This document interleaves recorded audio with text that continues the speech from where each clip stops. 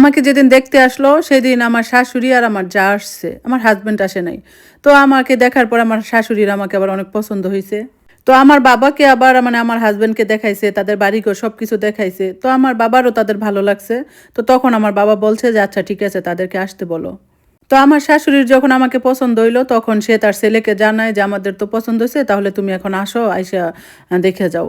তো তখন আমার হাসব্যান্ড হইছে বলে যে, "ভাবিকে দেখাও, ভাবির যদি পছন্দ করে তাহলে ঠিক আছে সবকিছু তোমরা আংটি পরাইতে পারো।"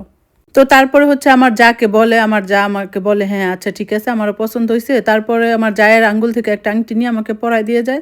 তো তারপরে আমাদের বাড়ি থেকে ওদের বাড়িতে যাইতে বলে, যাওয়ার পরে ওরা বিয়ের দিন তারিখ ঠিক করে। তো তারপরে ১ মাস পরে হচ্ছে আমার বিয়ে হয়ে যায়। তো বিয়ের পরে ৮-১০ টা মেয়ের যেমন চলে আমাদেরও এমনই চলতেছিল। তবে মানে আছে না যে কিছু মানে হাসব্যান্ড বলবে তোমাকে অনেক ভালোবাসি বা আমার একটু কেয়ার করা, এরকম ছিল না। তবে এমনিতে সম্পর্ক ভালোই। তো ওই যে একটু কেয়ারিং এর বিষয়টা ছিল না। তো সেইজন্য আমি হচ্ছে আমার ভাবির সাথে এগুলো আবার একটু শেয়ার করতাম। তো আমার ভাবি বলত, "তোমাদের তো অ্যারেঞ্জ ম্যারেজ হইছে এইজন্য এই অবস্থা। দেখবা আস্তে, আস্তে সব ঠিক হয়ে যাবে।" কারণ ২ টা মানুষের মধ্যে ভালোবাসা তৈরি হইতেও তো একটু সময় লাগে। আর আমি এইটা চিন্তা কইরেই মানে ওই সংসারটা করতেছিলাম। তো বিয়ের ৭ মাস পরে আমি হচ্ছে কনসিভ করলাম। তো কনসিভ করার পরে দেখলাম যে আমার হাসব্যান্ডের ভালোবাসা, মানে শ্বশুরবাড়ির সবার ভালোবাসা একদম এমন মানে আমাকে এক কথায় মাথার উপর উঠায় রাখছে। তবে এই জিনিসটা যে আমার জায়ের ভালো লাগতো না এটা আমি খেয়াল করতাম। মানে কেউ যদি আমাকে এক্সট্রা কেয়ার করতো, ভালোবাসতো, আমাকে নিয়ে একটু ভালো কিছু বলতো, তো সেটা মানে সে নিতে পারতো না। তার মুখ কালো হয়ে যেত। তো এটা আমি খেয়াল করছি। কিন্তু আমি এই জিনিসটাতে তেমন একটা গুরুত্ব দিতাম না। কারণ উনার ৫ বছর হইছে বিয়ে হইছে, উনার বাচ্চা-কাচ্চা হয় নাই। হয়তোবা এটা ভেবে উনার একটু খারাপ লাগতো। তো আমি এই জিনিসটা ভেবেই আমি এই জিনিসটাকে তেমন একটা গুরুত্ব দেই নাই। তো আমার বেবিটা যখন ৪ মাসের তখন আমার হঠাৎ করে অনেক ব্যথা ওঠে। আমাকে হসপিটালে ভর্তি করায়। তো আমার বেবিটা হচ্ছে নষ্ট হয়ে যায়। তারপর আমার অনেক ক্রিটিক্যাল অবস্থা হয়ে যায়। মানে অনেক রক্ত যায়। তারপর আমাকে এক্সট্রা ব্লাড দিতেও হয়। মানে অনেক খারাপ অবস্থা যায়। তারপর চিকিৎসা-টিকিৎসা চলে আরকি হসপিটালে আমার। তো আমাকে হসপিটালে নেওয়ার পরে ডাক্তার আবার আমার হাসব্যান্ডকে বলছে যে, "আপনারা মেডিসিন খেয়ে বাচ্চা নষ্ট করবেন, তারপর আবার আমাদের কাছে আসবেন।" তো আমার হাসব্যান্ড আবার মনে করছে যে আমি হয়তো বাচ্চাটা নিতে চাই না, তাই হয়তোবা আমি মেডিসিন খেয়ে বাচ্চাটা নষ্ট করে ফেলছি। তো যাই হোক আমার হসপিটালে চিকিৎসা হলো, তারপর বাসায় আসলাম। তো বাসায় আসার পরে আমার হাসব্যান্ড আমাকে বলতেছে যে, "কি ব্যাপার তুমি বাচ্চা নিতে চাও না? তো এটা আগে বলতে বাচ্চাটা নষ্ট করলা, এটা কি?" তো এটা শোনার পরে আমি অবাক হয়ে গেলাম যে কেন আমি বাচ্চা নষ্ট করব? কারণ যেই বাচ্চার কারণে সবাই আমাকে এত টেক কেয়ার করতেছিল, যেই হাসব্যান্ড প্রয়োজন ছাড়া আমার সাথে কোনো কথাই বলতো না, সে আমাকে এত ভালোবাসতেছিল, এত কেয়ার করতেছিল। তো আমি কেন বাচ্চা নষ্ট করতে যাব? তো যাই হোক এইভাবে কিছুদিন কেটে গেল। সবাই ব্যাপারটা ভুলে গেছে, আমিও ভুলে গেলাম। তো তার কিছুদিন পরে আমার বাবা মারা গেছে। বাবা মারা যাওয়ার পরে আমি বাড়িতে গিয়ে প্রায় ১ মাসের মতোই থেকে আসলাম। তো আমি যখন আবার বাবার বাসা থেকে আসলাম, তো আসার পরে একদিন আমি রাতের বেলা হঠাৎ ঘুম ভেঙে গেছে। দেখি আমার হাসব্যান্ড আমার পাশে নাই। তো আমি ভাবলাম যে হয়তো ওয়াশরুমে গেছে তো চলে আসবে। তো আমি কিছুক্ষণ অপেক্ষা করতে থাকলাম।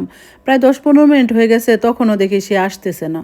তো যখন দেখলাম যে সে আসতেছিল না তখন আমি হচ্ছে ঘর থেকে বের হলাম। তো আমাদের বাড়িটা আবার দোতলা ছিল। নিচতলায় আমার শাশুড়ির রুম ছিল, তো আমার জায়ের রুম ছিল, আরো একটা এক্সট্রা রুম ছিল। তো বড় আপু যখন বাহিরে থেকে আসতো তখন ওই এক্সট্রা রুমটাতে থাকতো। তো আমি যখন বের হয়ে আমার জায়ের রুমের সামনে যাই তখন ওই রুম থেকে আমি আমার হাসব্যান্ডের গলার সুরটা পেলাম। তো আমি তার ভয়েসটা ওইখান থেকে শুনে তো আমি আর ঐরকম কিছু মনে করলাম না। আমি রুমে চলে আসলাম। এসে আমি ভাবলাম যে মানে আমি আন্দাজে কি চিল্লাচিল্লি করব, কি বলব? যদি আমি যা চিন্তা করতেছি যদি ঐরকম কিছু নাও হয়, প্রয়োজনও তো যাইতে পারে। তো আমি আর ওই চিন্তা করে বাজে কিছু চিন্তা না করে আমি আবার শুয়ে পড়লাম। তো আমি আবার আমার হাসব্যান্ডকে বুঝতেই দেই নাই যে আমি সজাগ আছি বা সে যে বাহিরে গেছে, ওই রুমে গেছে, আমি যেগুলো দেখছি এগুলো তাকে আর বুঝতে দেই নাই। তো আমি ভাবলাম যে দেখি ৩-৪ দিন সে কি করে। তো দেখলাম যে আর ৩-৪ দিনের মতো সে আর ওই রুমে যায় নাই। সে স্বাভাবিক সবকিছু। তো ৩-৪ দিন পরে আবার গেছে। তো ৩-৪ দিন পরে আবার আমার জায়ের ঘরে তাকে দেখলাম একদম মানে হাসব্যান্ড ওয়াইফের মতো সম্পর্কের মধ্যে। তো মানে তাদের এরকম অন্তরঙ্গ সম্পর্কে দেখলাম যে দেখার পরে আমি তো আমার হাসব্যান্ডের সাথে সেই চিল্লাচিল্লি কান্নাকাটি করতেছি। আমি কি বলব, কি করব? তখন মানে সে বলতেছে সে ছুরি নিয়ে আসবে, আমাকে মেরে ফেলবে। মেরে ফেলে আমাকে নদীতে ভাসায় দিবে। তো মানুষকে বলবে আমার অবৈধ সম্পর্ক ছিল, এই সেই বাজে কথা বলতেছে। তো আমাকে বলল যদি আমি মুখ খুলি কাউকে বলি তাহলে মানে একদম আমাকে মেরে ফেলবে। তো আমি ভয়ে তো আর কিছুই বলি নাই, মুখও খুলি নাই। তো এখন যেহেতু আমি ভয়ে কিছু বলতেছিও না, তো তাদের তো আর লুকানোর কিছু নাই। তারা ওপেনলি আমার সামনে সবকিছু করতেছে। আমার চোখের সামনে আমার স্বামীর অবৈধ সম্পর্ক চলতেছে, আমি দেখতেছি, কিন্তু আমি কিছুই বলতে পারতেছি না। এদিকে আমার বাবা মারা গেছে, মানে আমার বাড়িও তো নিম্ন মধ্যবিত্ত ফ্যামিলি, আমার ভাইয়ের টাকায় সংসার চলতেছে। ওইখানে গেলেও তো আমি থাকতে পারবো না। মানে এই হাজার চিন্তা করে করে আমার দিন কাটতেছিল। তো একদিন হঠাৎ করে রাতের বেলা সজাগ হয়ে দেখলাম যে আমার যা খুব চিল্লাচিল্লি করতেছে যে সে নাকি কনসেপ্ট করছে। তো ২ জন তর্কাতর্কি করতেছে। আমার যা হচ্ছে বাচ্চাটা রাখতে চায়, আমার হাসব্যান্ড বলতেছে যে না, ফেলে দিতে। তো আমার যা বলতেছে যে তোমার ভাই তো ১ মাস পরেই আসবে, তো বাচ্চাটা তার বলে চালাই দিব। তো এইভাবেই তাদের ২ জনের তর্কাতর্কির পরে এক সময় তারা ডিসিশন নেয় যে তারা বাচ্চাটা রাখবে।